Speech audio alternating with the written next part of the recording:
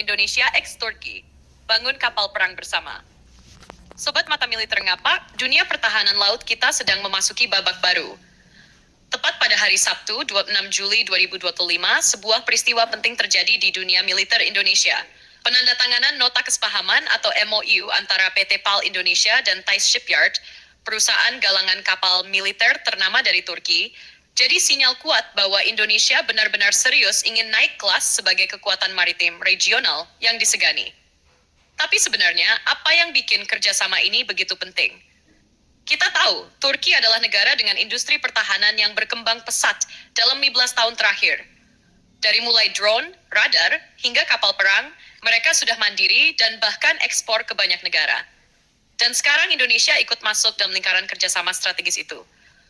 Sebelumnya, Indonesia sudah membeli drone Bayraktar TB2, bahkan sudah menandatangani kerjasama produksi bersama di Bandung. Kini giliran kapal perang yang jadi fokus.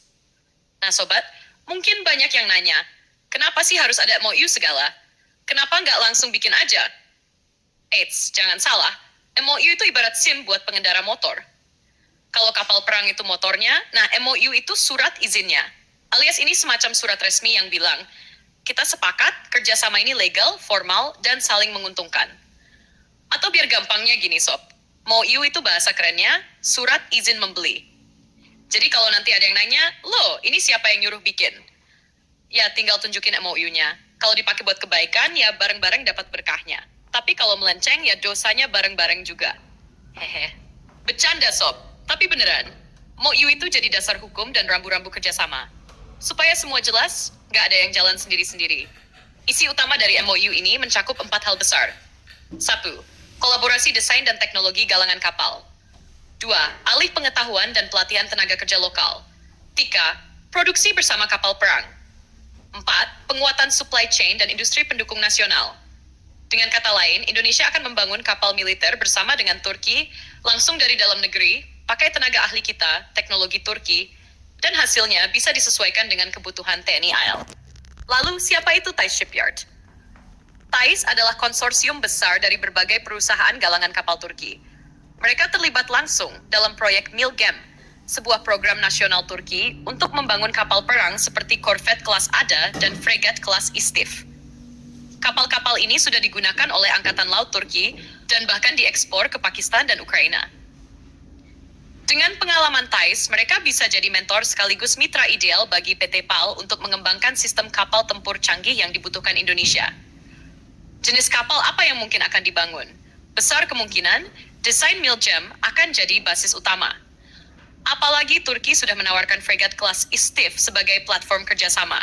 Fregat ini punya kemampuan stealth, sistem radar Aselsan, rudal anti kapal, dan rudal permukaan ke udara, serta sistem peperangan elektronik yang modern. Bukan tidak mungkin teknologi ini akan hal yang mustahil. Teknologi canggih dari Turki ini nantinya akan diadaptasi langsung ke desain fregat merah putih. Kapal masa depan kebanggaan Indonesia yang sedang disiapkan. Kerjasama ini juga sejalan dengan visi besar Presiden Prabowo, yaitu mewujudkan kemandirian pertahanan laut nasional. Karena, di era sekarang, kita nggak bisa lagi terus-terusan beli dari luar tanpa ada transfer teknologi. Kalau bisa bikin sendiri, kenapa harus beli? Melalui proyek bersama seperti ini, kita bisa mempercepat proses pembangunan kekuatan laut Indonesia dengan kemampuan anak bangsa. Dari desain, pembangunan, sampai pengujian, semua dilakukan di tanah air. Ini bukan cuma soal kapal perang, sobat, tapi tentang kekuatan industri maritim kita sendiri. Ingat, kekuatan laut itu bukan cuma punya kapal canggih, tapi juga soal kemampuan merawat, membangun ulang, dan meningkatkan performa armada secara mandiri. Nah, MOU dengan Thais Shipyard ini jadi salah satu pintu penting ke arah sana. PT PAL kini makin dekat untuk menjadi pemain besar dalam industri galangan kapal tempur di kawasan Asia Tenggara. Dan dari sisi geopolitik, kerjasama ini juga mempererat hubungan strategis antara Indonesia dan Turki, dua negara besar yang memilih untuk berdiri mandiri tanpa harus bergantung ke blok-blok besar seperti NATO. Kita tunjukkan bahwa negara non-NATO pun bisa kompak, inovatif, dan kuat secara militer. Penandatanganan MOU ini bukanlah titik akhir, tapi awal dari transformasi besar dalam sejarah pertahanan laut Indonesia. Kita sudah mulai dari drone, radar, sistem pertahanan udara HISAR, dan sekarang masuk ke bidang galangan kapal. Semua ini jadi bukti bahwa Indonesia dan Turki benar-benar menjalin kemitraan sejati untuk membangun masa depan kekuatan militernya masing-masing. Nah sekarang, gimana menurut kalian, Sobat Mata Militer Ngapak?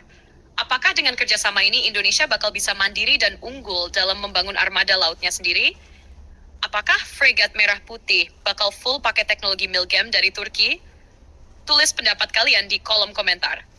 Dan seperti biasa, jangan lupa like, share, dan subscribe untuk terus dukung channel Mata Militer Ngapa dalam menyuarakan kekuatan dan kemandirian pertahanan bangsa.